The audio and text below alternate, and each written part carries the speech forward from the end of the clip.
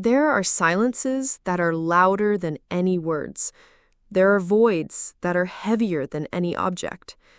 For me, that silence had the sound of a new engine, and that void had the exact shape of a cherry red Toyota Yaris, with the plastic still covering the seats. Hi, my name is Laura, and this is the first time I'm going to tell this story from beginning to end. I'm 27 now, but the wound, the one I'm about to tell you about, was opened on the day I turned 22. It's funny because physical wounds heal. They leave a scar that you barely notice over time. But the wounds of the soul, those are different. You can't see them, but you feel them. They burn with certain memories, with specific smells, with dates on a calendar. For me, May 28th burns in a particular way. The story, like many that mark a before and after, has a title that sounds almost like a bad joke. My parents bought my brother a new car and forgot my birthday. I repeat it in my head, and still, 5 years later, I feel a dull pang right here in the center of my chest. It isn't anger anymore, not really. It's the echo of an injustice that defined me for a very long time. For you to understand, you have to understand how my family worked. There were 4 of us: Dad, Mom, my brother Daniel, and me. Daniel is 2 years older than me, and for as long as I can remember, the family scale was always tipped in his favor. It wasn't said out loud, of course. In my house, the important truths were never spoken, only acted upon. Daniel was the son, the center of the family universe, the charismatic one, the one who always had a new, grandiose project that coincidentally always required a small injection of parental capital, the one who got into trouble that my parents would get him out of with a mixture of pride and worry. He was the son of anecdotes, the one whose loud laughter filled the dinner table. And then there was me, Laura, the good girl, the one who never caused a problem. I got the best grades in high school, got into a public university on my first try so as not to create expenses. I was studying architecture, a major that I was passionate about and consumed me. While Daniel bounced from one job to another, I had a part-time job at a small cafe downtown, the Coffee Corner, not because I had to, but because I wanted and needed my own independence. I was saving every penny I earned. I had a clear goal: to buy myself a new laptop. Mine, an old Toshiba my grandparents had given me, was on its last legs. The rendering programs would crash. I'd lose hours of work. A new laptop wasn't a whim. It was my work tool, my bridge to the professional future I so desperately wanted. My parents knew. I had mentioned it to them several times, with hints, with direct requests, showing them models online. The answer was always, "We'll see, Laurita. We're a little tight on money right now." That phrase, "we're a little tight right now," became the mantra of my university life. I heard it every time I needed something, from an expensive textbook to a new pair of winter boots. And I believed it. I believed them. I saw my father working late, my mother juggling the bills, so I didn't demand. I only suggested. And I waited. And I kept working, serving coffees that smelled of hope and roasted beans, imagining the day I would finally hold that silver laptop in my hands. In the weeks leading up to my birthday, the atmosphere at home became strange, full of secrets. I'd hear my parents whispering on the phone in the study. I'd see my mother smiling knowingly at my father across the dinner table. There was a big surprise energy floating in the air, a happy tension we hadn't felt in a long time. And a part of me, the naive part that refused to die, started to get its hopes up. Maybe they remembered the laptop, I'd think to myself while cleaning the espresso machine. Maybe this year they're actually going to surprise me. The thought made me smile. I imagined their faces as they handed me a large rectangular box. I imagined my own happy face, the hug I would give them, a hug that would finally feel balanced, fair. My birthday, May 28th, fell on a Saturday that year. I woke up with that little bubble of excitement in my stomach. I was 22, a nice round age. I went down to the kitchen expecting to find something, anything, a balloon, a note, a simple happy birthday. But there was nothing. My mother was making breakfast with an unusual, almost feverish concentration. "Good morning," she said, without looking up from the frying pan. My dad was reading the newspaper at the table and just grunted a greeting. Daniel wasn't even up yet. The silence was thick, uncomfortable. I sat at the table and poured myself some orange juice. "Wow, what a beautiful day it is today, isn't it?" I said, trying to fish for any reaction. "Yeah, that's fine," my dad replied, turning the page. And that was it. Nothing. The bubble of excitement in my stomach popped, leaving a cold, bitter trail. I tried to convince myself. "They're just pretending," I told myself. "The surprise will be later." But the hours passed, and the crushing normality of that Saturday became more and more real. I cleaned my room, worked ahead on a university assignment, answered the happy birthday texts from my friends. But at home, time seemed frozen in absolute indifference. It was around 2 p.m. when everything exploded. My dad suddenly stood up from the sofa where he was watching a soccer match. "All right, family. Daniel, get down here. It's time." His voice boomed with an enthusiasm I hadn't heard in months. My heart leapt. This is it, I thought. Daniel came down the stairs with a lazy smile, as if he knew exactly what was about to happen. "Everybody outside," my dad ordered, his eyes shining.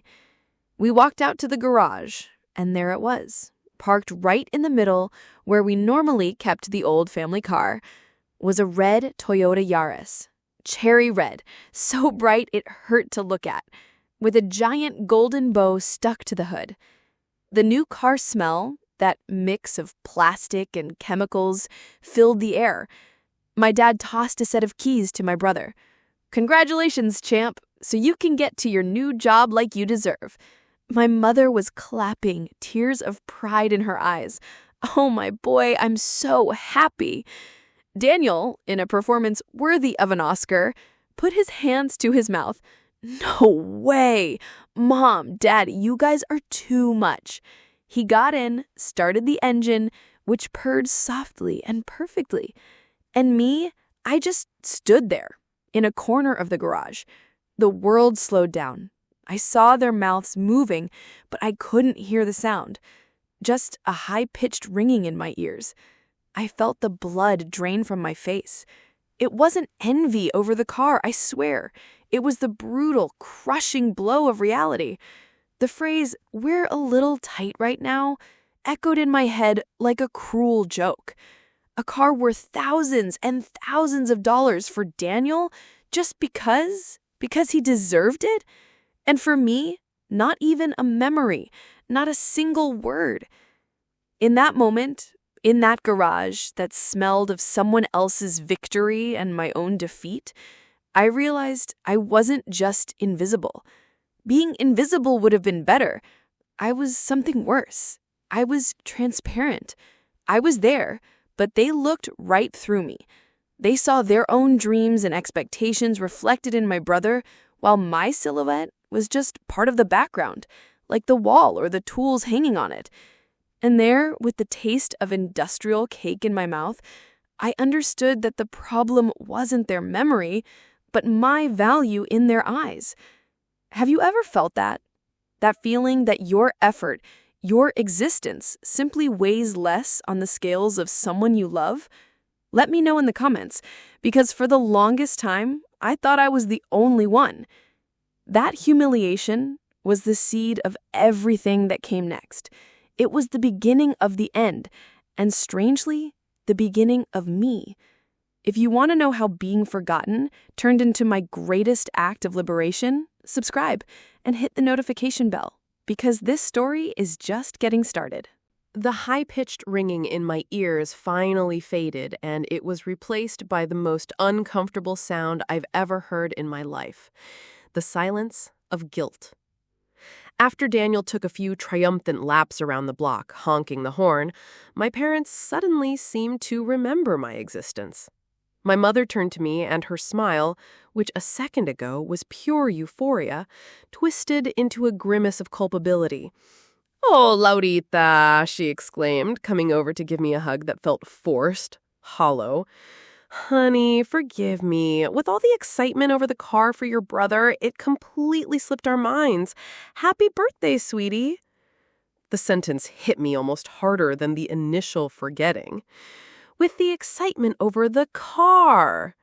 She said it just like that, with a stunning naturalness, as if it were the most logical explanation in the world. My birthday was a secondary event, a minor detail that could be overshadowed by something truly important. My father scratched the back of his neck, avoiding my gaze. "Yeah, happy birthday, honey. We'll get you a cake or something later." Or something. Those two words defined the rest of the day. Forgetting was a blow, but the clumsy correction was an insult. That night, my father showed up with a cardboard box from a supermarket. Inside was a rectangular cake with a layer of industrial frosting so sweet it scraped the throat. In shaky blue icing, it said, "Congratulations." Not even my name. They sang, "Happy birthday," with faked enthusiasm, while Daniel, oblivious as ever, recorded it on his new phone, probably to upload to his social media and show what a united and happy family we were. I smiled for the camera. I blew out the candles. I made a wish that, for the first time, had nothing to do with my family. I wished for the strength to not let this destroy me. The cake tasted like cardboard and resentment. Every bite was a reminder of my place in that house. I ate my slice in silence, stood up, said thank you in a voice I didn't recognize as my own, and locked myself in my room. I didn't cry that night. The pain was too deep for tears. It was a cold, heavy pain that settled into my bones. The days that followed were a masterclass in denial. My parents acted as if the cake episode had magically erased the humiliation in the garage. They tried to be extra nice to me, asking about university with an interest we all knew was fake. But I had changed. The switch for the good, understanding daughter had been turned off. I became quiet, an observer. I answered in monosyllables. I ate dinner quickly and took refuge in my room, which suddenly felt like the only safe territory in the world. And then there was the car, the damned red Toyota Yaris. It was a monument to injustice, parked right in front of our door. I'd hear it start up in the mornings, taking my brother to a job he constantly complained about, while I left to take the crowded bus to the university and then to the cafe. Sometimes Daniel would offer me a ride with an air of magnanimity that turned my stomach. "Come on, get in. Don't say I'm not a good brother," he'd say, and I would rather walk in the rain than accept his charity. The car wasn't the family's. It was his, and every time I saw it, I remembered my father's words, tight on money. The tension at home was thick enough to cut with a knife. My parents noticed my distance, of course, but instead of asking what was wrong, of attempting a real conversation, they simply accused me with their eyes. My silences were interpreted as a tantrum, as rudeness. One night, my mother couldn't take it anymore. "Laura, can I know what is wrong with you? You've had that look on your face for days. One tries to be nice, and you just act so cold. It seems like you're bothered that your brother is doing well." I looked at her, and for the first time in my life, I felt an icy rage towards her. Did she really not get it? Or did she not want to? "Nothing is wrong, Mom. I'm just tired. A lot of work, a lot of studying." It was easier to lie than to start a war I knew I couldn't win. She sighed, frustrated, and left, leaving me with the certainty that I was completely alone in this. And then the universe, with its cruel sense of irony, decided I hadn't had enough. One night, while working on the final submission for my structural engineering project, the screen of my old Toshiba flickered, filled with blue lines, and went dark forever. The silence that followed was terrifying.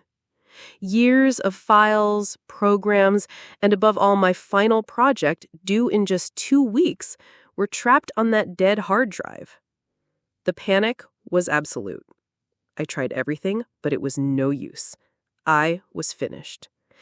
And in the midst of that desperation, I knew I had to do the unthinkable. I had to ask for help again. I swallowed my pride, which was already quite bruised, and went down to the living room where my parents were watching television. I turned off the TV. They both looked at me, surprised and annoyed. In the calmest voice I could find, I explained the situation. My laptop is dead.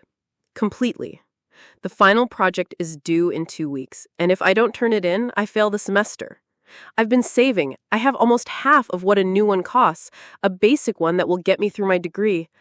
I need your help. Please. My father rubbed his face, a gesture I knew well. It was the prelude to a refusal. Oh, Laurita, it's just that right now, we really can't. With the insurance on your brother's car, which was so expensive, and the first tune-up and the taxes, we're very, very tight. And there it was again. The phrase. The damned phrase. But this time, something inside me snapped. The dam of restraint I had built for years broke. I was no longer the good girl. I was no longer the silent daughter. I looked him straight in the eye and then at my mother. Tight, I repeated, and my voice sounded strangely loud, clear. You're tight? The same week you spent what I earn in 2 years of serving coffee on a new car for Daniel, you're telling me you're tight on money to lend me half of what I need for my educational tool? A car that he, by the way, uses to go to a job he hates and to go out partying. I need this to not throw away 4 years of my life. The silence that followed was electric. My parents looked at me as if I'd grown a second head. I had never, ever spoken to them like that. My father was the first to react, and he did it with fury. You do not take that tone with us, young lady. You have no right to throw anything in our faces. You have no idea what it takes to run a household. Of course I don't, I replied, feeling tears of rage finally begin to burn my eyes. Because while I'm breaking my back between university and a job to not be a burden, you're fulfilling every one of Daniel's whims. This isn't about the money. It's about priorities. And I have never, ever been one of yours. Enough, my mother shouted, standing up. You are so ungrateful and selfish, always comparing yourself to your brother. What we did for him was an investment in his future. And mine isn't? Are my studies not an investment? Or is my future worth less? There was no answer. Just their faces hardened with indignation. I knew I had lost, or maybe deep down, I had won. Because that night, as I walked up the stairs hearing the furious whispers behind me, I realized that expecting anything from them was a lost cause. Help was not coming. Validation was not coming. If I wanted to get out of this hole, I had to do it alone. The next day, with swollen eyes but a strange, new determination, I did 2 things.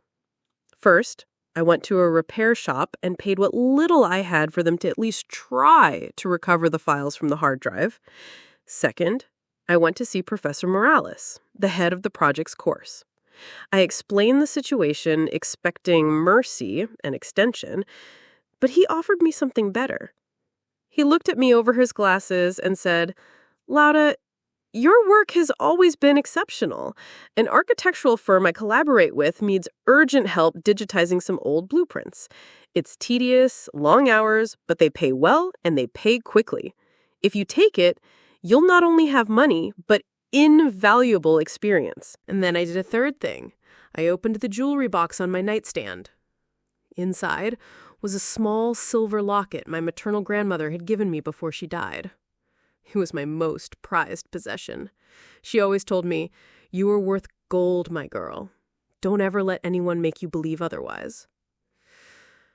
I took it in my hand, kissed it, and asked her for forgiveness. I went to a pawn shop and sold it. The money they gave me, along with my savings and what I would earn from the professor's job, would be enough. The next 2 weeks were hell. I slept 3 or 4 hours a day. I spent my nights at a 24-hour internet cafe digitizing the blueprints for the commission and my days in the university library using their computers to redo my project from scratch with the files they miraculously managed to recover. I was exhausted, consumed. But for the first time in a long time, I felt powerful. Every line I drew, every coffee I drank to stay awake was an act of independence. Just one day before the deadline, with the money from the freelance job and the sale of my grandmother's locket in my pocket, I walked into an electronics store. I walked straight to the laptop I had been looking at online for months. I paid for it in cash. The salesman handed it to me in its box, pristine, sealed. As I left the store, I sat on a bench on the street, put the box on my lap, and I cried. I cried for my grandmother, for the exhaustion, for the rage. But mostly, I cried with relief. This box wasn't a gift. It wasn't a token of anyone's love. It was the fruit of my own sweat, my sacrifice, and my determination. It was proof that my future didn't depend on them. It depended on me. And that night, as I installed my programs on that bright new screen, I knew the game had changed. I wasn't waiting to be given value anymore. I was starting to build my own. The new laptop wasn't just a machine, it was armor. Every time I opened it, the soft click of the hinge was a reminder of my own resilience. The glow of the screen was a reflection of my future, one that I had funded myself with coffee, tears, and the memory of my grandmother. I submitted my final project a day early and got the highest grade in the class. Professor Morales congratulated me not just for the work, but for my tenacity.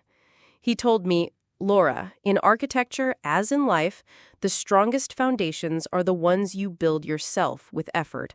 Never forget that." And I haven't. At home, the Cold War continued. My parents and I orbited each other in a dense silence full of unspoken words. They no longer confronted me. My new independence, my ability to solve my own problems without them, seemed to have disarmed them. They saw me leave early and come home late, my headphones on, immersed in my own world. They had become mere roommates to whom I said hello out of courtesy. Daniel, for his part, seemed to have noticed a change, but he was incapable of processing it. He would look at me with a strange curiosity, as if he were seeing a new, unknown version of his little sister. The tense calm was broken 2 months later with an invitation I couldn't refuse: my father's 55th birthday. They were going to celebrate with a big party at the house with the whole family, aunts, uncles, cousins, and most importantly, my paternal grandparents. My first instinct was to say no, that I had to study. The thought of spending an entire afternoon faking a harmony that didn't exist turned my stomach. But then, as I stared at the reflection of my laptop screen and my glasses, an idea began to form in my mind. It wasn't an idea of revenge, not exactly. It was an idea of truth, of setting the record straight, once and for all. I decided I would go, but not as the old Laura, the one who sat in a corner waiting to be seen. I would go as the new Laura, and I wasn't going to celebrate my father. I was going to celebrate my own declaration of independence. The day of the party arrived. The house was unrecognizable, filled with silver and gold balloons. There was a huge table in the backyard with all kinds of food, hired waiters serving drinks. The extravagance was almost obscene, a silent scream that proclaimed, "There are no problems here. Here, everything is abundance." My parents were the perfect hosts, smiling, hugging, receiving gifts. My father, the king of the celebration, radiated pride. My mother, by his side, was the picture of the devoted wife and mother. It was a stage play, and everyone was playing their part to perfection. I moved among the guests with a calm that surprised even me. I greeted my uncles, chatted with my cousins. I answered questions about the university with confidence. Yes, Auntie, the major is tough, but I'm doing really well. In fact, I'm doing some freelance work for a major firm. I noticed the surprise on their faces.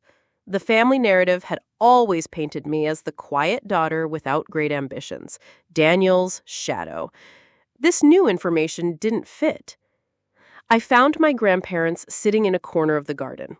My grandfather, a serious man of few words, looked at me with his piercing eyes.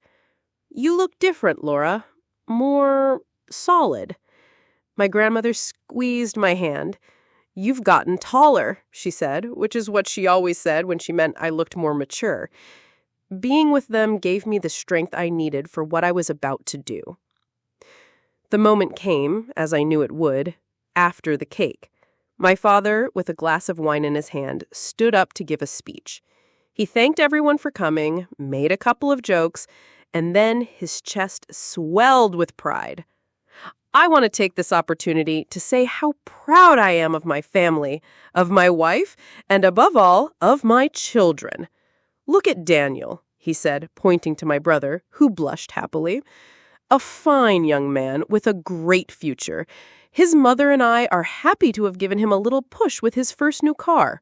Because that's what parents are for, to invest in their children's futures." There was general applause. My mother looked at my father with adoration. I felt the air leave my lungs, but I took a deep breath and held my ground. I waited. I knew the final blow was coming, and it did. My father, probably feeling the need to prove he was a fair parent, turned his gaze to me. "And my Laura, our Laurita, what can I say? A brilliant student, always so responsible. We are very proud of her, too. Always supporting her in everything she needs to achieve her dreams." That was the line. Always supporting her in everything she needs. The lie was so blatant, so public, that I felt a moment of absolute clarity. A silence fell as everyone looked at me, expecting me to nod and smile. Slowly, I stood up. I picked up my glass of sparkling water. My heart was beating hard, but my hands weren't shaking. "Dad, those are beautiful words," I said, my voice clear and serene, echoing in the quiet garden. "You've moved me, so much so that I'd like to propose a toast." I saw the confusion on my parents' faces, followed by a small, self-satisfied smile. They surely thought I had finally given in, that I was returning to the fold of the grateful daughter. "I would like," I continued, looking not at them, but at all the guests, making eye contact with my aunts, my cousins, my grandparents. "I would like to publicly thank the people who have truly invested in my future this year." My parents' smiles froze. "First," I said, raising my glass slightly, "I want to toast Professor Morales for my university, a man who saw beyond my grades and gave me the opportunity to work on my first professional project, believing in me when I needed it most. Thanks to him, I learned that my work has real value in the outside world." I looked around. I had everyone's complete attention. No one was breathing. I also want to toast the architectural firm Urban Design for paying me a fair and timely wage, which allowed me to understand the power of financial independence. Thanks to them, I knew what it felt like to earn every penny of what I own. Now the gazes began to shift from me to my parents, who were pale. "And finally," I said, and here my voice broke a little, not from weakness, but from a genuine, deep emotion, "I want to make the most important toast of all. I want to toast my grandmother, Elena. May she rest in peace." I paused and looked directly at my living grandmother. She left me a small silver locket, my most prized possession, and she always told me that I was worth gold. Well, Grandma, I want you to know that thanks to selling that locket, that last piece of love she left me, I was able to get the final bit of money I needed to buy my new laptop after mine broke 2 weeks before my final submission. The silence was absolute, deathly. Every word had been a stone thrown onto the calm surface of their lie, and the ripples were hitting everyone in the face. Finally, I turned my head and looked at my parents. Their faces were a mask of horror and impotent rage. They were trapped. So yes, Mom, Dad, thank you, from the bottom of an honest heart. Because when you told me you were too tight on money to help me because of the expense of Daniel's new car, you gave me the most valuable gift of all. You taught me to depend on no one but myself. You forced me to find my own strength, my own worth, and that lesson, believe me, is priceless. So, cheers to that. I raised my glass and took a sip of water. No one clapped. No one moved. The only sound was the buzz of an insect near one of the garden lamps. I saw my grandfather's face, a mixture of anger and a deep, profound disappointment directed at his son. I saw my aunts and uncles looking away, uncomfortable, as if they had witnessed an indecent exposure. And I saw Daniel, for the first time, looking at me with something that looked like shame. The realization had finally hit his face. I didn't wait for the explosion. I didn't need it. My victory wasn't in their reaction, but in my action. I gently placed the glass on the table. Well, I said to the general audience, it was a pleasure seeing you all. Happy birthday, Dad. I have to go. I have a project to work on. And without looking back, I walked through the garden, past the red Toyota still parked in the driveway, and out onto the street. As I closed the gate behind me, I felt as if I were closing the door to a prison. The night air was cool and clean, and for the first time in my life, I felt completely, utterly free. The truth isn't always loud. Sometimes it's a quiet toast that shatters everything. Walking down that dark street, away from the brightly lit house where I had just detonated a truth bomb, was one of the most terrifying and, at the same time, most exhilarating moments of my life. I didn't feel euphoria. I didn't feel a vengeful joy. I felt an immense silence, a void. But this time, it wasn't the void of being forgotten. It was the void of a new space opening up, a blank canvas waiting to be painted. I knew that nothing would ever be the same again. And for the first time, that didn't scare me. It gave me hope. As expected, my phone started vibrating nonstop before I even reached the end of the street. Texts, missed calls. It was my parents. I didn't answer, not out of cowardice, but because I understood that answering in that moment meant re-entering their game, under their rules. The first step of my new freedom was deciding when and how I would communicate. That night, I turned off my phone, made myself a cup of tea in the small kitchen of the student apartment I shared with my friend Sophia, where I had suddenly moved during those weeks of intense study, and I slept deeply, dreamlessly. The inevitable confrontation came the next day, not by phone, but in person. They showed up at my door unannounced. They didn't come to apologize, they came to unleash their fury. "How dare you?" was the first thing my father said, his face red with rage. "To humiliate us like that in front of the whole family after everything we've done for you." The old Lara would have shrunk, would have cried, would have apologized just to restore the peace. But that Lara didn't exist anymore. I looked at them with a calm that completely unnerved them. "I didn't humiliate you," I replied, my voice steady. "I just told the truth. You felt humiliated hearing it out loud. And no, I am not going to apologize for it." My mother started to cry, but they weren't tears of remorse. They were tears of frustration, of rage at seeing her old control buttons no longer worked on me. "You are so ungrateful, a terrible daughter."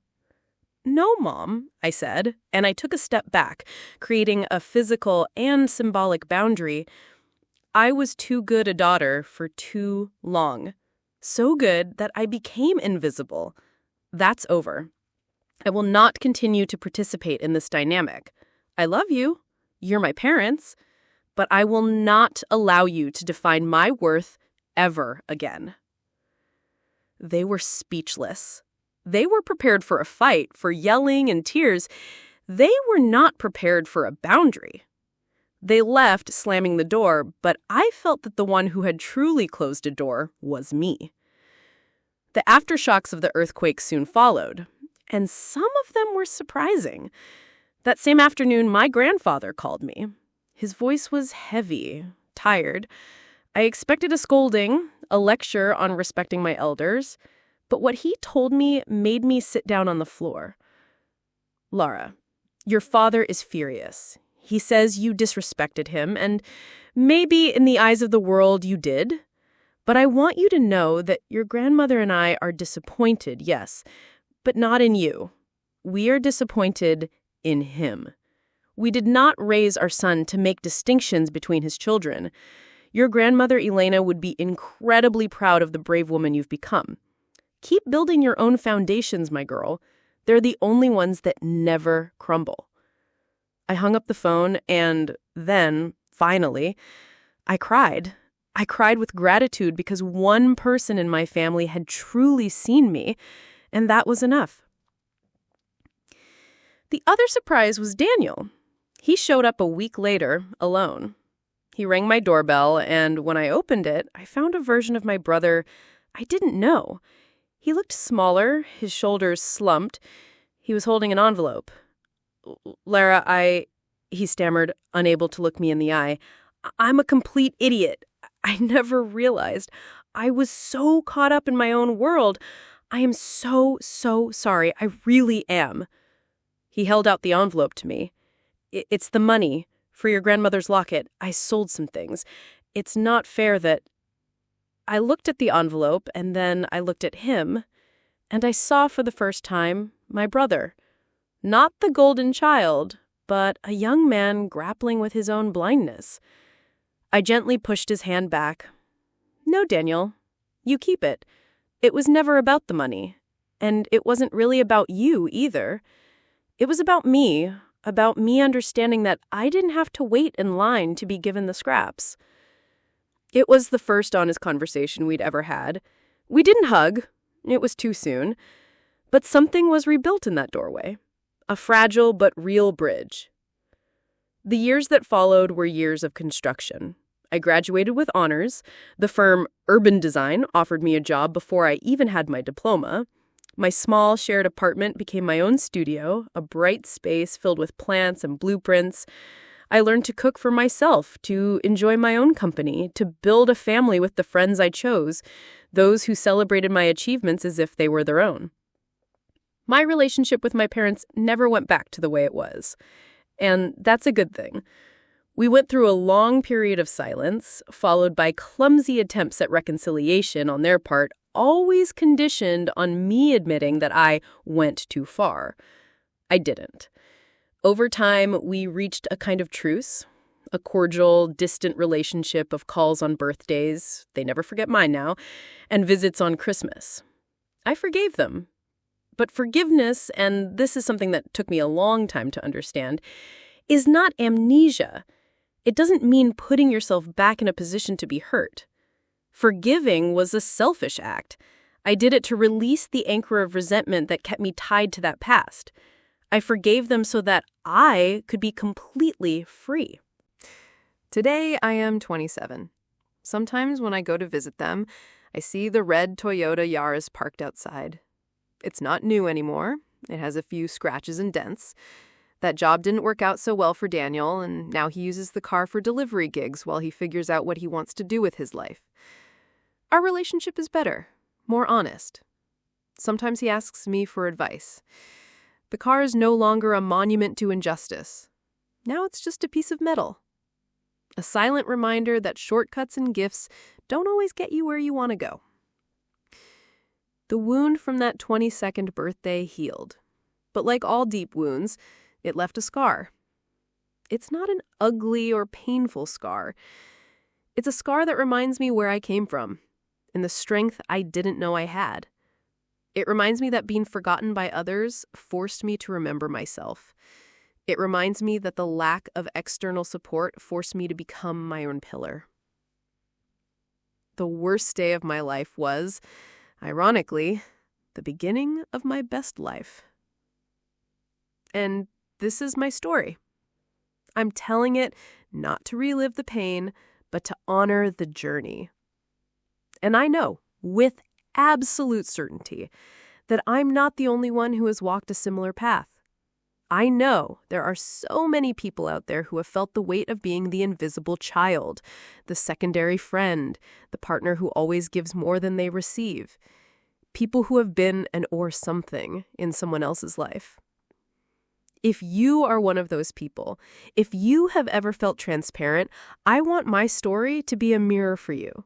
A mirror that doesn't reflect you as a victim, but as a survivor with immense potential to build your own foundations. Tell me your story in the comments if you feel comfortable. Not to complain, but to create a community, to realize that we are not alone in these silent battles. Reading your experiences would be a gift to me and to everyone else in the space.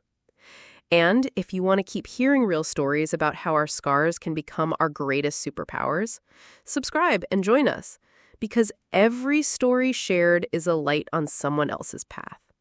Thank you for listening. Truly.